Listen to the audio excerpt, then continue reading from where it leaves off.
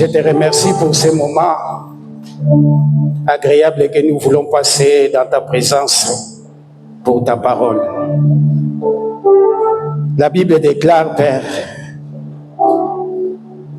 il envoya la parole et la parole fut guérie. Seigneur, tu dis pas disciple na olobi bokende. Okokuta anio moko aza kuna aza attaché. Soki patuni bino boyebisa yeke mokolo na ye azosenga ye aza na besoin na ye. Seigneur, tika liloba oyo lelo ezokende. Lokola la loi et témoignage. Et libérer peuple oyo bakangamaki, Seigneur. Nakati na ba maladie, nakati na ba problème, na ba difficulté. Seigneur, tu as dit, tu as envoyé la parole et la parole fut guérie. Si quand tu dis pourquoi y a Seigneur, et libérer peuple oyo. Bamona mula mona yo Jésus. Tango ba maji bakendaki ko adorer. Seigneur, bakendaki na nzela Hérode. Mais kozonga na bango, bazongaki na nzela ya sika. Tika ete na nzela ya simalité ya oyo. Oyo bana na yo bayaki na ba problème na ba difficulté. Kokutana na simalité ya oyo Seigneur, ofungola ba nzela ya sika. Bazonga na ba nzela ya sika. Ba oyo bayaki na ba maladie, ba oyo bayaki na ba problème, ba oyo bayaki na ba difficulté. Seigneur, ofungola nzela ya sima. Bazonga na ba guérison, bazonga na ba miracle, bazonga na bénédiction pour être bakutani na yo nsambe. Na kombo na mokonzi Yesu, topesi moma ona baboko na yo. Régner peut dominer, Seigneur, kati na biso. Sois le bon Seigneur. Te repousser au nyoso et ça yote au nom puissant de Jésus. Peut tindiki na ngona bisika bikauki, ndeto lobi na kombo na Yesu Kristo. Amen. Amen. Bien-aimé. Topesi na lokumo na basali ya Nzambe ko bapesi biso confiance ya kotel matiboso na bino. Nous remercions les serviteurs de Dieu qui nous ont donné encore cette privilège de nous diriger devant. Topamboli pe yo moto tiki ba préoccupation na olelo. Les réflexions de toi qui a parlé de préoccupations. Moment où ils allaient rentrer scolaire, ils ont fait un temps pour bongisa bataille ya bana. Au moment de la rentrée scolaire, pour les rester à la maison pour. Mais au pesi ta na yo oyo okapi ya moko na boya koyoka liloba na Nzambe. Ils ont travaillé sur pour écouter la parole. Ni bondeli na ngai lelo ezali ke Nzambe wana amona. Libondeli na ngai ezali Nzambe wana salelo bolamu. Libondeli na ngai ezali Nzambe wana kanisa yo. Tika ete kola pambo na biso. Amen. Thème na biso ezali, il n'y a pas l'élévation sans les épreuves. Il n'y a pas l'élévation sans passer par les épreuves.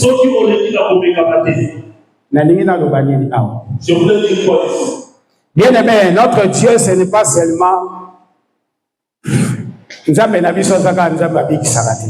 Notre Dieu n'est pas seulement celui qui guérit.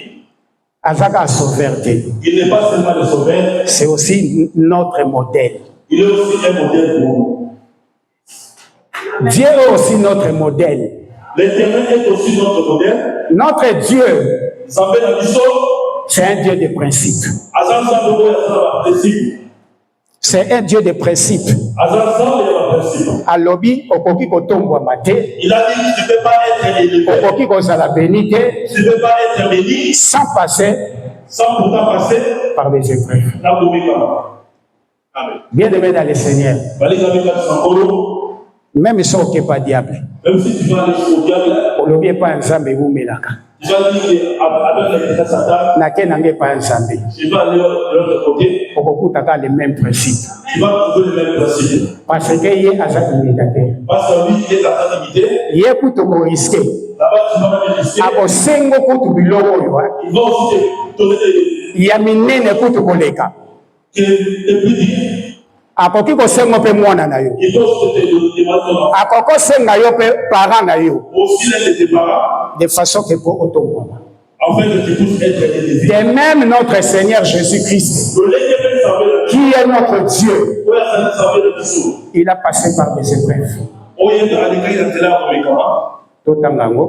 On va voir ça. Philippiens 2, verset 7 à 11. De 7 à 11.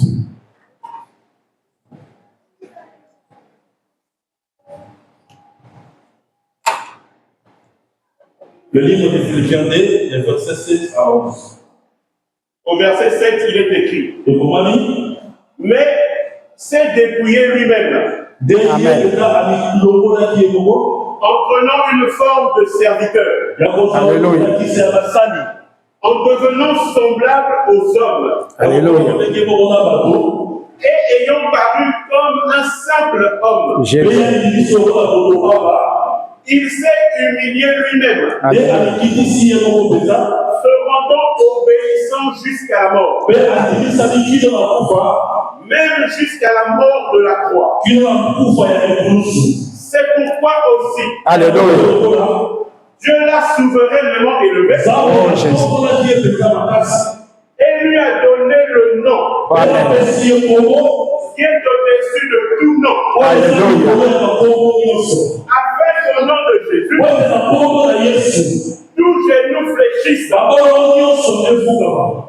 cieux, sur la terre et sous la terre, et que toute langue confesse que Jésus-Christ est Seigneur à la gloire de Dieu le Père. Amen. Nakanisi na kati ya écriture yo. Je sais que dans cette écriture, Frère Paul a expliqué biso. le frère Paul est en train de décider, Aza ko insister.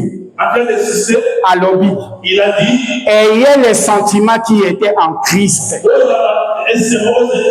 Lui qui était Dieu, oya zalaki nzambe, pe na bozambe na ye nyonso, atalaki yango te. Alongoli bonzambe nyonso, akomaki serviteur, simple homme. Pe Bible bakisi, elobi il s'est humilié. Paix obéissant jusqu'à la mort. Ils ont une exhortation, exhortation. Bien aimé dans le Seigneur, Jésus-Christ n'est pas à la élever. N'est-ce pas Bible Bible lobby, il s'est humilié, apprenant la forme d'un serviteur. Il est le la modèle d'Abisso. Aningeli Sabisso que principe na yé. Okoki kotombo amate kozwa élévation té. Soko passé par les épreuves té. Soko passé na ba sacrifice té. Sans toutefois le prix à payer. Élévation zanine. Ozoluka kobota. Ozoluka libala. Oyo nyonso yozoluka lokola bénédiction. C'est ça l'élévation. Christ est beaucoup lokola modèle. Il fallait appeler sa biso exemple. Quelle était l'épreuve de Christ? Il doit passer par la mort. Nzamba va tomber la Jésus. Dieu avait élevé Jésus. Il fallait passer par les épreuves. Il devait passer aux épreuves. Bien aimé, Nzamba bandana na kotombola te. Dieu ne pense pas d'abord à élever. Alors kotana sa tombo likolo. Il parle de la position. Wane ezanzembo frère. Là c'est la chanson. Dia banzamba bandana na kolongola. Abandaka nano na kokitisa. Dieu Abraham aye na kati ya Cana. Avec les promesses de Dieu. Mais abouti et le côté. Les premières épreuves d'Abraham, c'était la famille. Abraham a bimi na mboka na yazaki na babibwele. Mais Dieu l'a descendu en Égypte. La Bible dit qu'il a descendu en Égypte. C'est ça l'humiliation. Et Abraham a zangé de l'eau kolia. A kufi nzala. Akekoloba Sarah yondima kozala ndekolanga. Frère, avant bandana nous amba élevé yo. Attends la prière aux osala. Senga kanda nzamba bandana kolongola yo. Ko bandana nuna ko bakisaka te nzambe pesa ngape nzambe bandana kolongola. C'est là où nzamba koya kotombola yo. C'est là que Dieu va te lever. La Bible déclare Israël descend en Égypte. Israël a quitté l'Égypte. Mais nzamba solo papa promesse ba kende Cana. Mais avant ba kende Cana, avant d'aller à Canaan, descend en Égypte. il est en Égypte. Yes. Très bien. Amen. Amen. Nzambe aningaki alakisa bango. Dieu a voulu Que aza Nzambe. il est Dieu. Bien-aimé dans le Seigneur, épreuve oh Jésus azoleka. Soko tandika d'écriture oyo. Balobi avant Nzambe élevé ye. On a dit qu'avant d'être plus élevé, Bakangi. on l'a arrêté, Babeti. on l'a frappé, Bakati bilamba. on lui a On l'a humilié, frère. humilié, Babouate Yesu. on lui a jeté la salive. La Bible déclare, Et puis le lobby, c'est pour cela Dieu il a souverainement. et alors c'est ça que déjà à tout on a qui est ma place. Tala épreuve ya boyi. Regardez cette épreuve. Frère, ndenge munene épreuve no ezali. La tête qui est la grandeur de ton. Ndenge pe Nzamba ko élevé. C'est la manière dont le Seigneur Aussi longtemps, aussi longtemps. bitumbane wumelaka. Ce combat est en train de tarder. To décroter dans l'écriture. To faire dans l'écriture. To matasi. Frère, Jésus a le cas na épreuve ya munene. Christ est passé par des grandes épreuves. Les sacrificateurs des temps anciens. Les sacrificateurs étaient anciens. Je prends l'exemple de Salomon. Je prends l'exemple de Salomon. Salomon. Salomon, il a offert 1000 holocaustes. Salomon a fait ça avec 1000. Tout court. Nzamba lobi, Tu as dit, ezala moto moko aza na bozwi lokola Salomon. il n'y a pas personne qui a plus de richesses que ça. Ah! Un jeune de 33 abîmés. Ah, il y avait un seul exemple. Alors ici, il y a plus que Salomon. Tu as dit que, Ici, il y a plus que Salomon. exemple de Salomon, Bien aimé, bozwi o Salomon azalaki nango. la richesse qu'avait Balobi Salomon, roi moko akokanaki na ye te. il n'y avait aucun roi qui peut le dépasser. Mwana moko boye ya charpentier. Un enfant de Charpentier, Toyebi papa na ye. on connaît son père, Maman na ye Marie. sa mère, Abima aloba, en son lui il est plus que Salomon. il est plus que Salomon. Il est malade. Comment c'est fou? Oui, Oui. ce jeune homme il est plus que Salomon. Parce que Salomon il a donné des animaux. Mais lui il a dit, tu as voulu ni sacrifice, ni holocauste, mais tu m'as formé un corps. Dans ce rouleau de livres, il est question de moi. Il y a mis personne qui y est beaucoup. Il s'est donné lui-même. Pour Azala élevé. Afin qu'il puisse être élevé. Bien-aimé dans le Seigneur, Jésus n'est qu'à Yabiso. Christ a voulu. Il n'y a pas d'élévation Et ça, on peut matin, sans passer par les épreuves. ça que vous les gars, Yangwana Yemoko, c'est pour ça lui-même, lokola exemple. le rôle a dit ça, Apesi biso exemple. il nous donne l'exemple. Que okoki kozala élevé Il ne te. peut pas être élevé Soko passer na sacrifice. sans pourtant passer au épreuve. Sacrifice wana na biso lelo ezali. Les sacrifices, c'est quoi à nous? Ezali kondima ko souffrir. C'est d'accepter la souffrance, Omona pasi. de voir la souffrance, Koluka elongi ya Nzambe. de chercher la face de Dieu. C'est ça les épreuves. Il y a un monde de communicants. Bien-aimé dans le Seigneur. Bali dans les cas de Sakolo, Oyebi Jésus. vous savez Christ, Azali ka Nzambe. il était célibataire. Balobi texte utotanga. Là où nous venons de lire, Balobi il s'est dépouillé. Ami, pas de qui est mort. Ami longola ki bonzambe. Ami longola ki bonzambe na inyoso. Akoma ika lokwa moto. En devenant comme un simple homme. Simple serviteur frère. Comme un simple homme. Tozomona lokola Naman. Nous voyons comme Naman. Naman qui était officier na Syrie. Naman qui était le chef de l'armée. Mais soka yé na Samarie. Mais lorsqu'il va arriver à Samarie, Fois bika. pour être guéri, Fois longola ba grade na inyoso. il devait enlever tous ses soleils. Akoma simple serviteur frère. En devenant un simple Ami qui dit ça. Bible lobi na biso. La Bible nous dit, Jésus similia. Jésus civilia, Il était obéissant. Adimaki, Bien-aimé dans le Seigneur. Soko ye pa Yesu. en venant à Christ, Ezala ozali chef d'entreprise. même si tu es le chef de l'entreprise, Oza mokonzi, général, tu es chef, major, major, oza mama, tu es oza na bana, oza mobali. tu es un homme, Bien-aimé soko ningo mona loboko ya Nzambe. tu peux voir la main de Dieu, Soko ningo zala élevé, béni, il est élevé, béni, longola ba rang social na yo. enlever toutes les considérations. Banda kolongola ba titre yo oza nango. On va enlever tous les titres que toi tu as. Ezala oza na société à 40 personnes. Même si tu as une entreprise de travail, Avant oleka na épreuve, Même si tu es en train de passer ce prêtre. Parce que épreuve vient à deux temps. Parce que le prêtre a dit. Pour les canards dans l'humiliation. Ça commence par l'humiliation. Longola ba titre na yo. Enlève toutes tes considérations. Oh nga naza mukolo. Moi je suis un nga naza maman. Moi je suis. Nga na bota bana. Moi j'ai des enfants. Mais soko yebi makambo.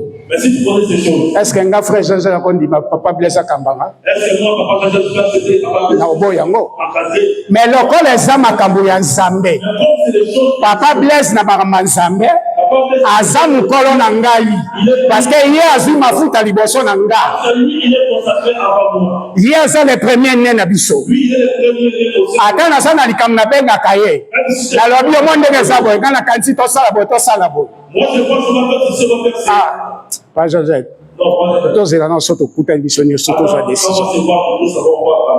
Frère, soko ye awa. Avant on les canabe presse. Avant Bosana ba titre oyena. Avant d'être élevé, il faut oublier. Bosana oyo zali. Oublie d'être Dieu. Pourtant ko le canabe presse. Lorsqu'on passe au peuple, Na ba sacrifice. dans des sacrifices, Okoyeba oyo Nzambe oyo ko sambela zali. on verra. Pourtant tokoyebisa yo. Quand on va te dire, Fukama.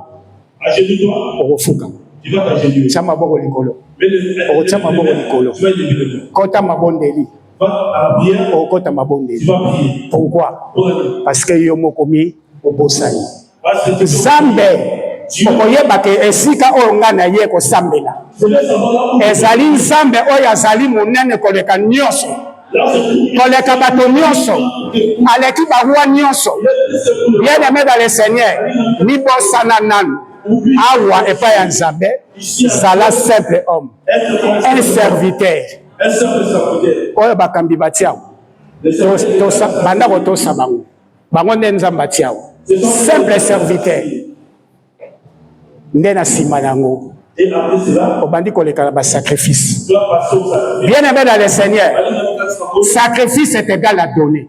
Le sacrifice est égal au Bien aimé de Genèse à l'Apocalypse. Si on voit les gestes à l'Apocalypse, nakoyebisa yo soko ningo pambwama je te dirai okende liboso omona bolamu ya Nzambe ozala beni pour être béni, ezaka na kopesa il y a seulement le donner. ata ozoprie. Même si tu es en train de prier, Sacrifice frère, le sacrifice est très important.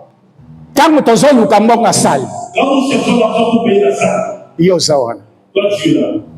frère, il n'y a pas d'élévation Et ça, sans prix à payer, s'il n'y a pas de prix à payer, sans sacrifice frère. sans sacrifice, Jésus est mort à la bisous. Jésus lui-même nous a montré Action de grâce. des actions de grâce. Galates 6:6. Grâce ici, Ma collecte na quatre église. le collègue. Frère, biso nde tozoluka lipamboli. Nous avons tous Biso nde tozoluka élévation. Toute élévation bien aimée dans le Seigneur. Il y a un prix à payer. il y a un prix à payer pour l'avoir. Quand mon église, frère, basama bosenga. Frère, nana zoluka mwana, nakoluka libala, nakoluka nzamba tombolanga. C'est par des offrandes. Oyo ngana kopesa. Nzamba kopambola ngai. Donner et tu seras béni. Bien aimé, Bien aimé, de Genèse à l'Apocalypse. le Genèse à Et l'Apocalypse. ça des places moko te nzamba lobi. Il y a des places où tu as dit, Yo za pauvre. toi tu seras mort. Kopesa te. Ne donne pas. Mais à lobby, Mais il a dit, un pauvre un pauvre, apesa ta farine. il donne même des fils. Attendez que frère, Même des fils de farine. oyo aza nango mingi, Même celui qui a beaucoup. apesa ngombe. De donner. Parce que nzambe ayebi bénédiction. Parce que Dieu donne ezalaka kaka na kopesa frère. c'est juste un donnant. azotinda Eli epa sa verta. Il va envoyer Élie au vrai peuple. Est-ce que kuna na mboka na bato bazalaki na farine ebele na l'huile bazalaki te? Il y a des personnes qui avaient autant de farine. Mais pourquoi azotindeka pa mwasi atikali nango kaka lui ye na mwana bakufa? À cette homme qui avait seulement peu. Parce que nzambe ayebi. Parce que Dieu savait. Ata oza nango mokie. Même si tu as le peu. bapesaka nzambe te mpo na za nango. On donne pas parce que Comme malheur nde nakopesa mpo na zwi bafuti nga bien te naza te. aujourd'hui Dieu vous Donner à Dieu c'est un sacrifice frère. donner c'est tout un sacrifice. Ozala nango te. Il y a qu'un seul chemin que Dieu va te bénir. C'est par le donner frère. Donc il ne va pas pour la Ata oza nango mokie. même si tu as peu. Nzamba ebiso za mingo pesa bika ya pesa poza na webeli. Dieu savait même si c'était là au bout Mais nzamba lobi c'est par les sacrifices. Mais Dieu a dit l'intérêt au milieu. Yango nde na kopamba. C'est ça que je serai béni. Ata naza nango mukie. Même si je le peux, Na opesa. je vais donner. Yango na moni nzambe. C'est pour ça que Dieu Ayebi ke savait. Jésus ayebi ke pona leka na kotombwama. Christ savait que pour que je puisse être. Et sengaki na pesa. Il a fallu que je puisse me Mais donner. apesi yo nini? Alors quoi? Apesi oyo aye moko nzoto. Il a donné son propre fils. C'est pour cela Dieu l'a souverainement C'est pour élevé. ça que ça fait qu'il à tout pour la vacances. Bien c'est na kopesa Au moins de donner, nde topambwama. et nous serons bénis. Fa tozote ya bino te parce que toi na besoin mbongo. Nous ne sommes pas en train de vous. Mais tozote ya bino oyo ezali makomi ya nzambe. Mais nous sommes en train de. Frère, soko ozopesa na kati ya église. Si tu donnes à l'église, Ozomona ozotala ke nazopesa papa Blaise. mais tu penses que je te Frère, okopesa biso basantime. frère. Mais soko otali ke oyo nga nazopesa, Mais si tu penses nazopesa ne nzambe. je donne à Dieu. Tomonaka biso te frère, biso mpe topesaka. Ne regarde pas les serviteurs. Nous, Mais tala nde nzambe frère. mais donne à Dieu. Amen.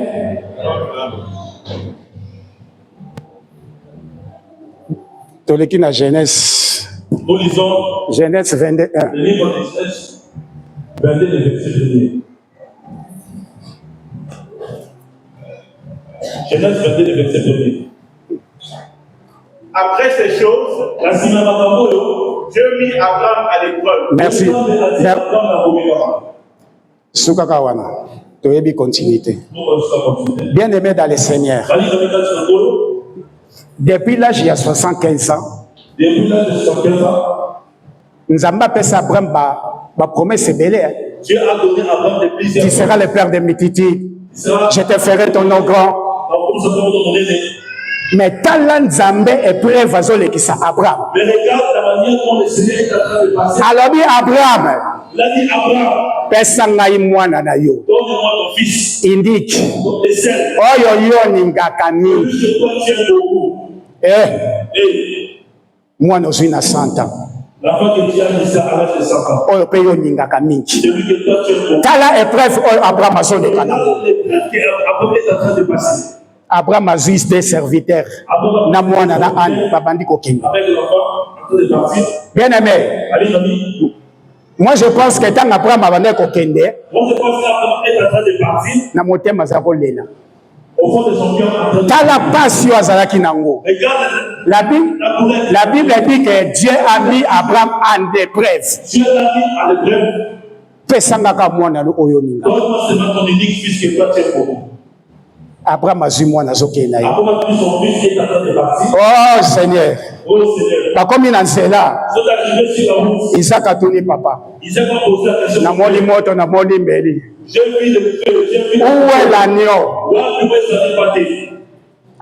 Isaac ayebi ke Isaac ntango tozokokende koadore tokokende maboko pamba te. ne peut pas aller. Où est l'agneau? Loin du pâté. Bien aimé dans le Seigneur, Allez dans le cadre de son boulot. Abraham ayebisi ye, Abraham l'a dit, mon Dieu, sans demander ofara.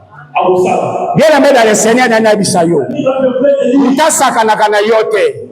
Komimonaka pamba te. Ata lelo oza nango te. Ata ozwi te.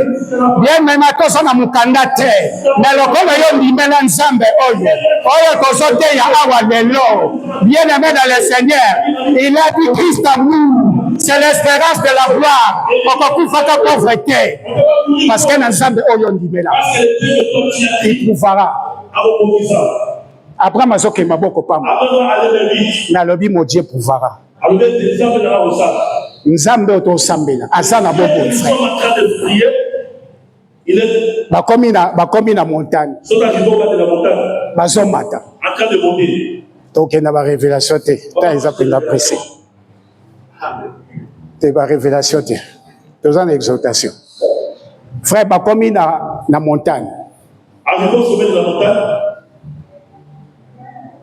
Abraham azobisa baserviteur na ye Abraham a dit à ses serviteurs, alobi tokei on va partir tokozonga. et on va retourner. Mais nzambe abipesa ngai ye. Mais Dieu dit, Abraham il savait que Zambe mutapesa kinga mwana oyo. Soki na pesi ye, akopesa nga. Isaac akendaka te frère. Quand tu donnes à Dieu frère, ne regrette pas. Et kendaka ponga te. Isaac akendaka te, Isaac asongaka. Amen. Bamati na montagne. Mais azo yebisa ba serviteur na ye. Biso toke ko adorer. Adoration. Frère na ina yebisa yo. Makambo yo zoleka. Bitumbo yo zoleka. Ba humiliation zo subir. Même na famille na yo. Laisse-moi te dire, il y a une élévation qui est derrière. Zamba zole qui sont avec preuve. Zamba ninga yebiso kaka. Omani ba moment to zoleka. Zamba zo préparé yo. Zamba zo formé yo. Frère, il y a une élévation qui est derrière. Longola mawa. Quand tu viens ici, même si tu es malade, tu viens adore ton Seigneur. Longola mawa frère. Zamba koko lekisa yo na bitumba na bepreuve. Batunyo surtout bavo yo, ba humiliation. Bien aimé. Il n'y a pas d'élévation sans les épreuves. Il n'y a pas d'élévation sans les épreuves. Bien aimé Amatina Mwana. Ils ont fait l'enfant. Basali hôtel. Ils ont fait l'hôtel. Azui Mwana tie. Il a placé l'enfant. Alinga Chambeli. Zamba yebisie. Abraham. Namoni sikoyo. Yo ninga ngai. C'est que kalawana Abraham bazali kotambola. Abanga nzambe te. Bien aimé kopesa pesa kobanga nzambe. Anani ana Safira na mboko na bango moko. Mais bakufa. Kopesa eza pe kobanga nzambe. Alors dit Abraham na moni sikoyo yo oninga ngai. Donc et pas ya nzambe du fait que Abraham a matisa ki déjà mwana. Et ça déjà coupé sa moine. Pour le Seigneur, le fait qu'Abraham a déjà placé l'enfant sur l'autel, c'est ça donner l'enfant. Alors bien Abraham tika. Na moi isko ninganga. Nazo gérer par ngamoko. Je vais gérer à moi-même. Alors bien Abraham. Tala nasima. Regarde derrière. Abraham atala mo. Amoni bélier. Bélier azakanani. Le bélier c'est qui? Azaka tata nanyo. C'est tata nanyo. Isaac banda olukani. Isaac c'est quoi? Agneau. L'agneau. Isaac m'a pesi ba oneni. Dieu t'a donné quoi? Béni. Il est béni. Très bien. Papa na bango. Frère, li pamboli eutaka mususu te. Il n'y a pas d'autre bénédiction. Ba pesa ki agneau. Azali ko lukanyo, menza babi baluka na sima. Tala o wana. Béni. C'était le béni. Bien aimé dans le Seigneur. Quand on monte à Genèse 16 à 20, il fallait qu'Abraham appelle son nom. Pour père va déclarer le père de multitudes. Bien aimé dans le Seigneur. Bien aimé dans le Seigneur. Quand Abraham a comme le père de multitudes. Et c'est là qui d'abord appelle ça. Quand Mazon quitta la montagne. Bazozongisele Isaac na ye. Eba bakise liye lisusu. Rebecca. Bien aimé dans le Seigneur. Zambe na biso. Abakisaka.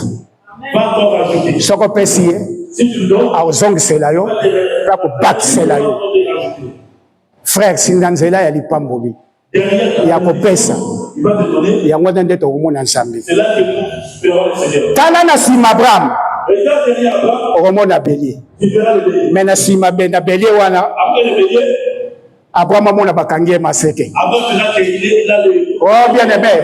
Seigneur il savait que Abraham a kanga bélier ote. Tikanga mona kangele déjà makasi na ye. Ba bélier na ye. Abraham a consoyé.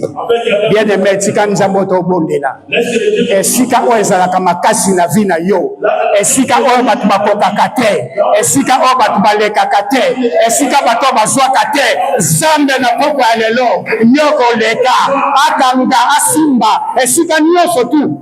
Oyo batu balobaki ke awa.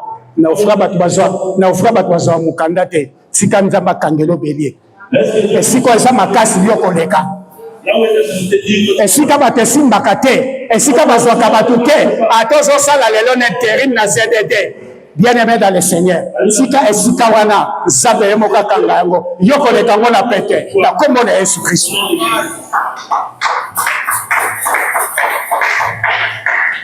Bien-aimé tala Joseph.